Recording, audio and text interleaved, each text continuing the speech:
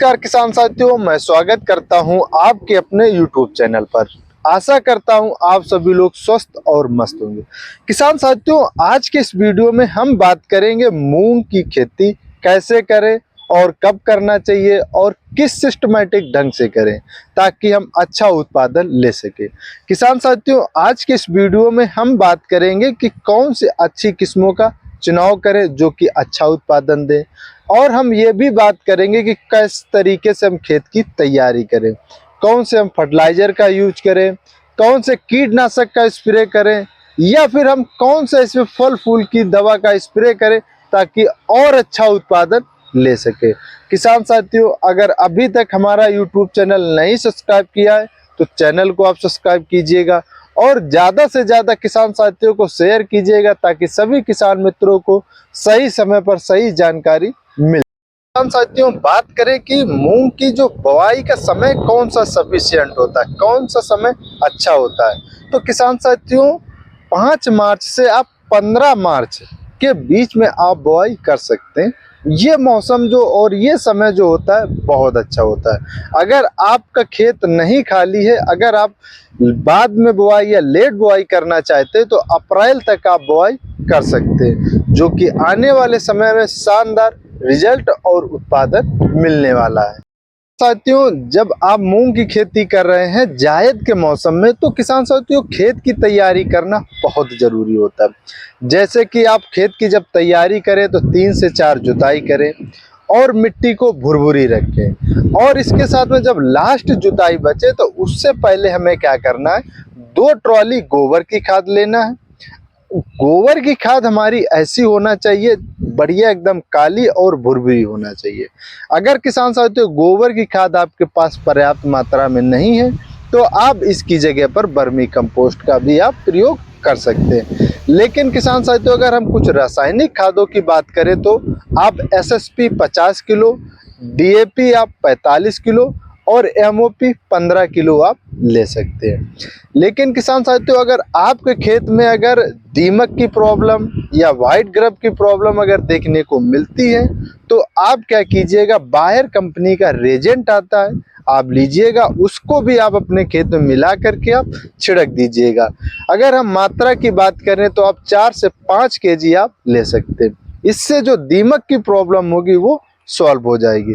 किसान साथियों जब हमारा खेत अच्छी तरीके से ताकतफुल होगा, एनर्जीफुल होगा तो उत्पादन भी बहुत अच्छा निकलने वाला है, क्योंकि जो भी हमारे पोषक तत्व होते हुए वो सारे हमने स्टार्टिंग यानी प्रारंभिक अवस्था से हम देना प्रारंभ करेंगे। और किसान साथियों जायद के मौसम में किसान साथियों पानी का जो विकास और निकासी और सिंचाई की जो अवस्था होती है वो हमें सफिशिएंट होना बहुत ज़रूरी है, क्योंकि किसान साथियों सिंचाई की जो आवश्यकता होती है जायद के मौसम में अधिक होती है, तो हमें साधन भी उसी के अनुसार हमें रखने होंगे। किसान साथियों अच्छा उत्पादन के लिए किस्मों का चुनाव करना बहुत ज़रूरी होता है। जो कि किसान साथियों हम किस्मों की बात करेंगे वो ऑल इंडिया ऑल सॉइल पर यानी सभी प्रकार की मृदा पर अच्छा उत्पादन देने वाली हैं, क्योंकि किसान साथियों जो 2025 और 26 में जो किस्में अच्छा खासा अपना परफॉर्मेंस देने वाली हैं, क्योंकि किसान साथियों काफ़ी रिसर्च के बाद पता चला जो कि किस्मों का वो किस्मों का आपके सामने बात करेंगे, क्योंकि किसान साथियों पिछले कई सालों से इन किस्मों का अच्छा रिकॉर्ड रहा।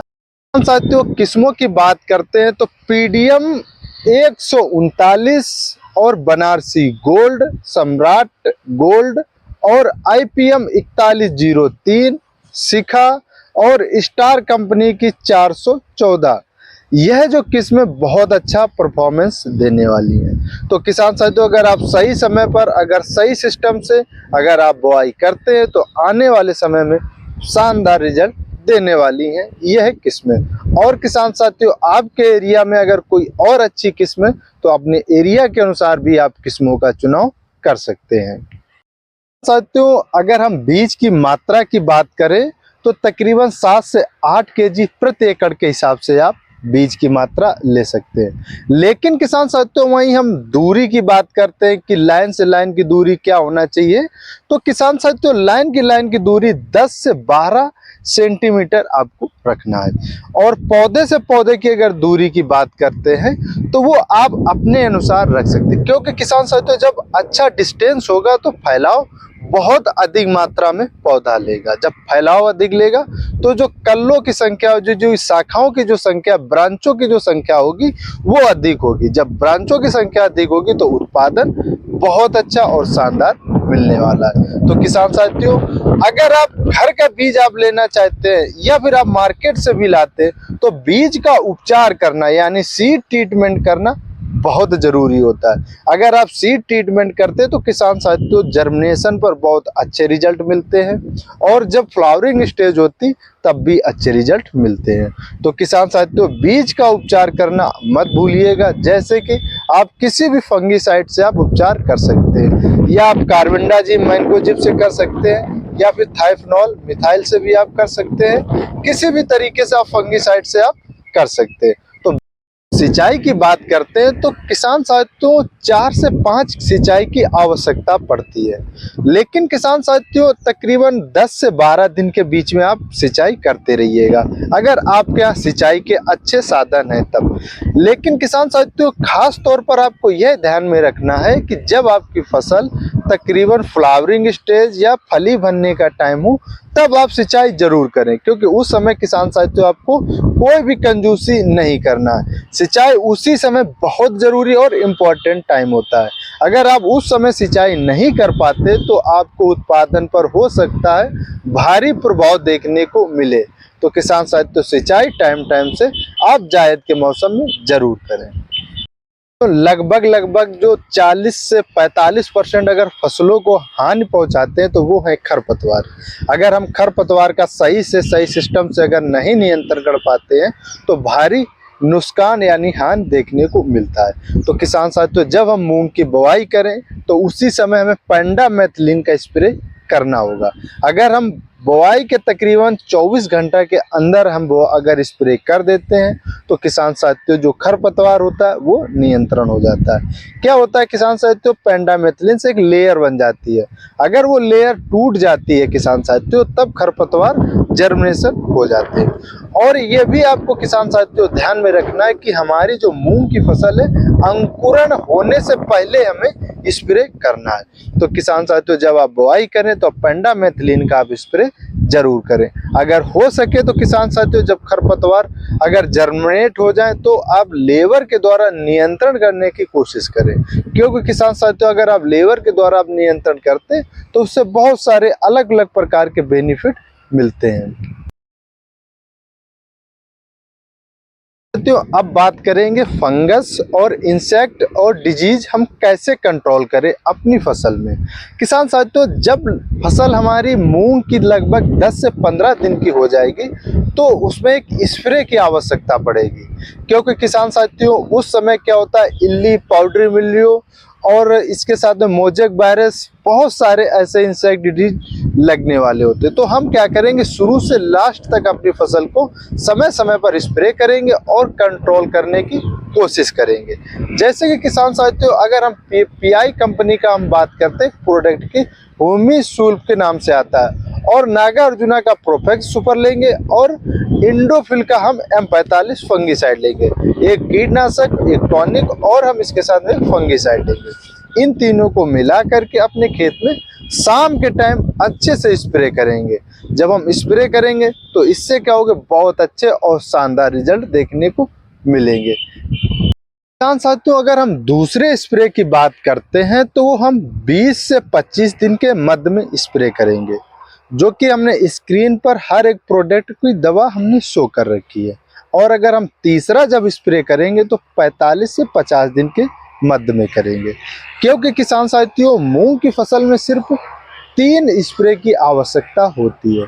अगर किसान साथियों और अधिक फसलों में या फिर और अधिक हमें स्प्रे की आवश्यकता पड़ेगी तो किसान साथियों हम समय समय पर आपको अपडेट देते रहेंगे।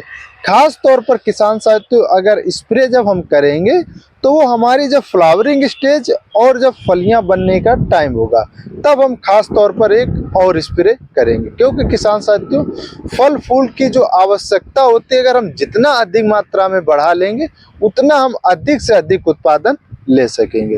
तो किसान साथियों ये तो स्प्रे की बात हो गई। अब बात करेंगे हम यहीं पर किसान साथियों कि हमें खाद शेड्यूल कैसे चलाना है, किस तरीके से हमें खाद यानी फर्टिलाइजर का हमें प्रयोग करना है। साथियों जो हम प्रथम खाद देंगे अपनी फसल में वो तकरीबन हम 15 से 20 दिन के बीच में यानी मध्यम में देंगे। अगर हम खाद की बात करें तो यूरिया हम 25 किलो लेंगे और इसके साथ में हम सल्फर 90% वाली तकरीबन हम 3 से 5 केजी लेंगे, क्योंकि किसान साथियों दलहनी फसलों में और तिलहनी फसलों में सल्फर का बहुत अधिक रोल होता है। जैसे कि पौधा हमारा स्ट्रेस में चला जाएगा उससे बचाव होगा, और इसके साथ में ये फंगीसाइड के रूप में भी बहुत अच्छा कार्य करता है, कीटों से सुरक्षा दिलाता है। तो हम सल्फर का भी अच्छा खासा हम प्रयोग करेंगे। अगर किसान साथियों अगर आप और कुछ प्रयोग करना चाहते हैं, इसके साथ में मिलाना चाहते हैं, तो आप क्या कीजिएगा तकरीबन 5 केजी आप जाइम मिला सकते हैं, धनजाइम गोल्ड धानुका कंपनी का। आने वाले समय में बहुत अच्छा और शानदार उत्पादन मिलने वाला है। तो किसान साथियों अगर अभी तक हमारा यूट्यूब चैनल नहीं सब्सक्राइब किया तो चैनल को आप सब्सक्राइब कीजिएगा और ज़्यादा से ज़्यादा किसान साथियों को शेयर कीजिएगा, ताकि सभी किसान साथियों को सही समय पर सही जानकारी मिल सके।